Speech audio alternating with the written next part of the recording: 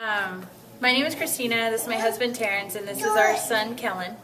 And when I found out Kellen had a heart defect, I was about 22 weeks pregnant. And we were told that we can either terminate the pregnancy or trust Children's Hospital to correct his defect. So obviously we chose surgery, and this is what we got. Beautiful, healthy baby boy. His first surgery was at 4 days old. He had a pacemaker put in at 6 weeks old, and just last November he had his aortic valve worked on.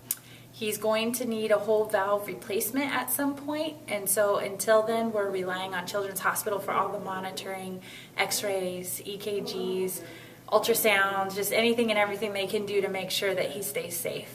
So Children's Hospital has become like a family to us. There was at one point where the hospital was in lockdown for visitors and we couldn't have any family members or friends visit. So the nurses literally became our second family.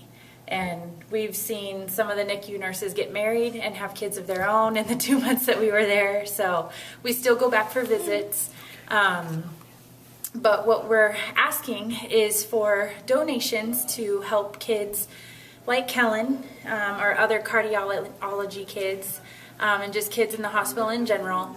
And what people don't realize is that Children's Hospital usually has the equipment and the knowledge and the education of their staff to correct problems with kids, whether they're heart defects or cancer patients. But what they don't realize is that there are things that really make us feel like home when we're there. You know, there's playrooms for their kids and wagon rides, and the San Diego Chargers will come in and pass out little teddy bears and stuff. And it's that kind of stuff that only comes from donations.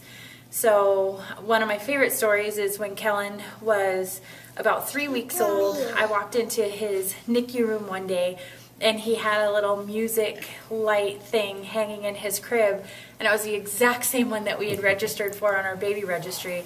And I was just asking all the nurses if Terrence had come by earlier that day to drop it off, and he hadn't. It was a donation made possible by funds that are, you know, given by families.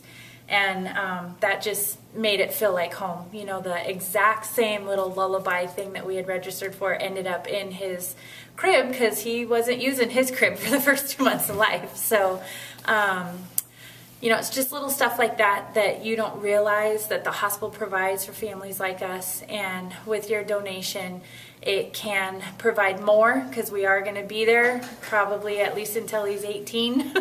And it can also help out other families like us. So thank you so much for your donation. Thank you. Oh.